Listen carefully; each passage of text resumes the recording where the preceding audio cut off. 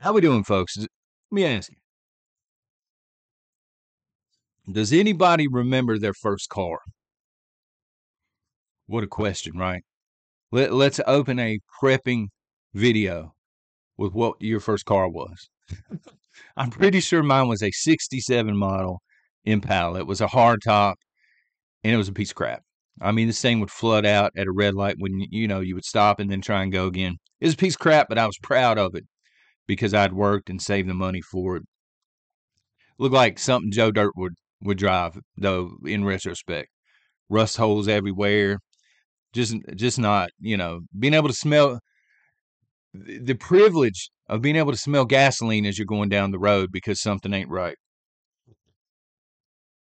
But I remember the car. Here's why I'm bringing up cars. SHTF vehicles. We're going to have that discussion this morning. So, what is everybody's preferred SHTF vehicle? Drop that in the comments or live chat real quick if you don't mind. Mine used to be a Hummer. I think about the H1 model, especially. I think the H1 models are like the military models or the originals. And a lot of people said, nah, man, if you ever ride in one of these, you wouldn't want one. They're not comfortable. So recently, we test drove an H2. Low mileage, decent priced. It's not all tricked out or anything. I don't like all that chrome and stuff.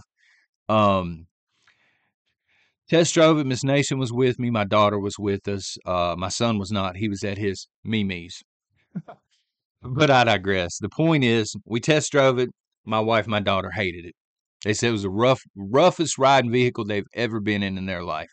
So, ain't going to be no Hummer happening over here at the Ponderosa anytime soon, son.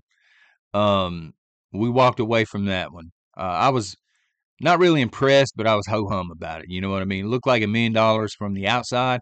Got in, it was kind of basic, if I'm being honest, which is good for an SHTF vehicle, I think.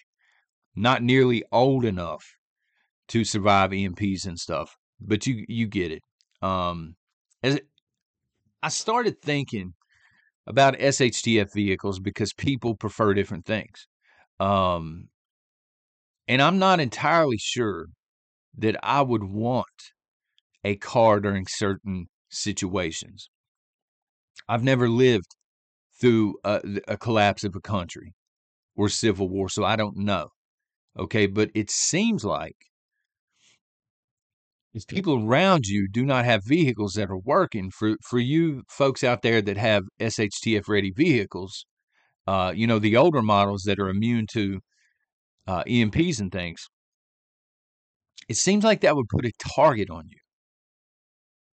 You know, yeah, you can get from A to B much faster, but number one, much like the food stashes that we've been talking about recently, once you tap into whatever gasoline you have squirreled away, it's only going to last for so long. This is assuming you can't get it at the gas station and stuff like this, which is a possibility during certain SHTFs. But more importantly, if nobody else has a car and they see a car going down the road, it seems like that would paint a target. If they recognize you in the car, if you're in a small town, okay, now they know that you're connected as a prepper and that you've probably got other things. But also, they're going to want the car. I mean, it's just a matter of time before somebody comes for it. Now, certainly you can protect it, but you may run into a situation where you're totally overwhelmed. Again, I've never lived through one of these situations, but all the movies, all the TV shows, people that have vehicles, they eventually get overwhelmed and the vehicle gets taken. Then you have people that are into different methods, bikes, electric bikes, motorcycles, all sorts of different things. The issue with these are, and I would prefer a normal bicycle, if I'm being honest, because you don't have to worry about gas. You are the gas. You know what I'm saying? As long as you're eating enough and you got electrolytes and stuff like this, but you can't carry a lot. So there's some give and take there. It'll get you from point A to point B, but you're basically carrying your rucksack and that's it. You're not going to be able to move, buckets of water and things like this from point A to point B. If you have to move things back and forth, you're not going to be able to do it on a bicycle. Um, and again, you're kind of exposed as you're riding a bicycle. Even if you have a great rifle or something on you, it's going to take a second to stop what you're doing and rifle up and be at the ready. I mean, some people are going to be quicker than others on this. Um, so I don't know. I mean, if I had to, now that we've test drove a Hummer and we weren't very impressed with it, and the H1 might be totally different, I don't know. But the H2, yeah, it was rough riding. It's like riding in a school bus, honestly. Um, I don't know, man. I'm thinking an older truck, 1980s, mid 80s model. Give me a Dodge Ram, son. Give me something like that. It's not going to be EMP proof, but it's going to suck the gas. But I mean, it's going to be a workhorse, all in the same. Going to be easier to work on than something more modern. I can see. Here's my perspective on it. I can see having vehicles during SHTF, or four wheelers even. That would be a good option on your own property. If you're checking the property line, you're checking fencing and stuff like this. You're checking things out. Make sure you don't have any squatters from down south on your property and stuff, or any threats. But as far as going out into town, I would prefer to do it on foot. I mean, it just seems like it would be more stealth involved. You can duck out into the trees or something very quickly as opposed to trying to hide a bike or hide in a car or a truck or something.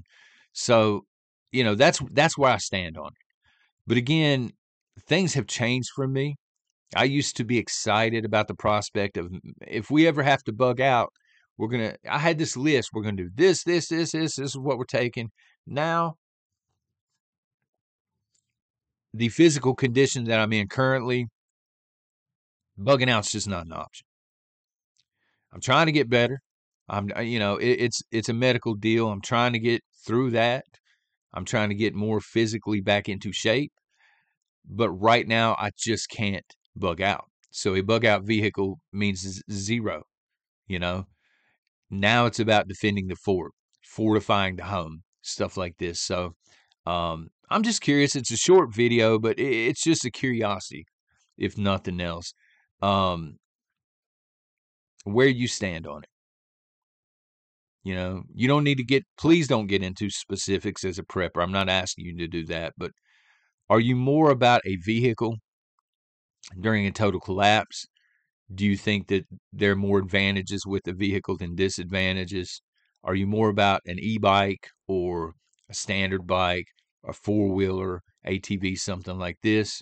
Camper? Who knows?